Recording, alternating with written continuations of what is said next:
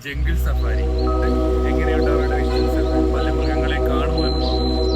യാത്ര പിന്നെ മുതുമല ടൈഗർ റിസർവിൽ കൂടെ ആയതുകൊണ്ടാണ് നമ്മൾ ജംഗിൾ സഫാരി ബുക്ക് ചെയ്ത് പോണ വഴിയിൽ ഇനി അതോ വല്ല കരടിയോ കടുവയോ പുലിയോ അങ്ങനെ എന്തിനെങ്കിലും കണ്ടാലോ വിചാരിച്ചു. എന്നിട്ട് നമ്മളങ്ങനെ രാവിലെ തന്നെ വണ്ടിയിൽ കയറിയിട്ട് യാത്ര തുടങ്ങി. കുറച്ചങ്ങോട്ട് പോയപ്പോൾ മാനുകൾ കുറച്ചധികം ഉണ്ടായിരുന്നു. ഈ മാനുകളുടെ ഇനം ചോദിച്ചപ്പോൾ ഏതാണെന്ന് മനസ്സിലാക്കാൻ അറിയുന്ന ആരും ഉണ്ടായിരുന്നില്ല കൂടെ. പിന്നെ അത് ഏതോ വ്യത്യസ്ത തരത്തിൽപ്പെട്ട ഒരു മാനാണെന്ന് മാത്രം മനസ്സിലായി. പോണ പോക്കിൽ ഇതേതാ ചെയ്ത്താന്മാർ പോണെന്ന് മാനുകൾ അവിടെ നിന്ന് നോക്കി നിൽക്കുന്നുണ്ടായിരുന്നു. കുറച്ചു നേരം അവരങ്ങനെ നോക്കിക്കൊണ്ട് നിന്നിരുന്നു. ഞങ്ങൾ അവരെ തന്നെ നോക്കിക്കൊണ്ട് വന്നു കുറച്ചു നേരം.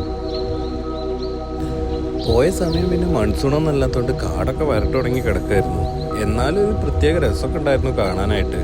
ജീപ്പിൽ കുറേ ദൂരം അങ്ങനെ പോയപ്പോൾ പ്രത്യേകിച്ച് കുറച്ച് ദൂരം മൃഗങ്ങളൊന്നും ഉണ്ടായിരുന്നില്ല. ഞങ്ങൾ വെറുതെ പുറത്തേക്ക് നോക്കിയിട്ട് അവിടെ കാണും ഇവിടെ കാണുമെന്ന് അങ്ങനെ നോക്കുകയെന്നല്ലാണ്ട് ഒരു മൃഗങ്ങളെ കണ്ടതുമില്ല. കുറച്ച് ദൂരത്തെ യാത്ര വെറുതെ. പിന്നെ ജംഗിൾ സഫാരി കാട്ടിലൂടെയുള്ള യാത്ര മൃഗങ്ങളെ കാണലൊക്കെ ഒരു ഭാഗ്യമാണല്ലോ. അവരിപ്പോൾ നമ്മളെ കാത്ത് നിൽക്കുന്നല്ലോ മൃഗങ്ങൾ. അപ്പോൾ പോണ വഴിക്ക് ആരെങ്കിലുമൊക്കെ കണ്ടാൽ കാണാം എന്നുള്ള രൂപത്തിൽ പിന്നെ യാത്ര തുടങ്ങി. മാനുകൾ എന്തായാലും നമ്മളെ നിരാശപ്പെടുത്തിയില്ല. പോണ വഴിക്ക് എല്ലായിടത്തും ഉണ്ടായിരുന്നു മാനുകളുടെ ഒരു കൂട്ടം. പല സ്ഥലങ്ങളിലും മാനുകൾ കൂട്ടം കൂടി നിൽക്കുന്നുണ്ടെങ്കിലും നമ്മൾ ചെന്നാൽ പോലും അവരെങ്ങോട്ടും അനങ്ങുന്നുണ്ടായിരുന്നില്ല. ഫോട്ടോ എടുക്കാനോ വീഡിയോ എടുക്കാനോ ഇനി അതല്ല നമ്മൾ നോക്കി നിൽക്കുകയാണെങ്കിൽ പോലും അവരൊരു കൂസലും ഇല്ലാതെ അവിടെ നിൽക്കുന്നുണ്ടായിരുന്നു.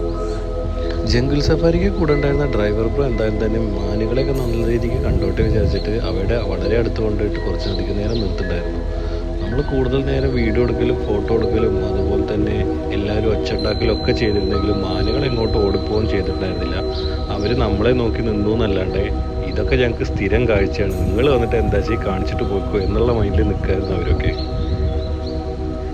പോണ പോക്കിൽ കടുവേനെയും പുലിനൊന്നും കാണാത്തവർക്ക് വേണ്ടിയിട്ട് പുതിയ റൂട്ടിലേക്ക് കൊണ്ടുപോയതാ ഡ്രൈവർ തോന്നുന്നു. ഈ വഴി അത്ര പരിചയം കാണുന്നില്ല. കുറച്ച് ദൂരം അങ്ങോട്ട് പോയപ്പോൾ ഒരു തടാകം ഉണ്ടെന്നാണ് പറഞ്ഞു. ആ തടാകം നല്ല രസമാണെന്നും പറഞ്ഞു. പോയി ചെന്ന് കണ്ടപ്പോൾ ഇതിനിപ്പോൾ അങ്ങനെ ഒരു തടാകം എന്നൊന്നും വിളിക്കാൻ പറ്റുമോ എന്നറിയില്ല. പിന്നെ കുറച്ച് മരങ്ങളൊക്കെ നിറഞ്ഞ് നിന്നിട്ട് രാവിലെ സൺറൈസിൻ്റെ ടൈം ആയതുകൊണ്ട് വളരെ നല്ല രസമുണ്ടായിരുന്നു കാണാനായിട്ട്. അപ്പോൾ എല്ലാവരും കുറച്ച് നേരം അവിടെ ഇരുന്നിട്ട് ഫോട്ടോസും വീഡിയോസൊക്കെ എടുത്തു.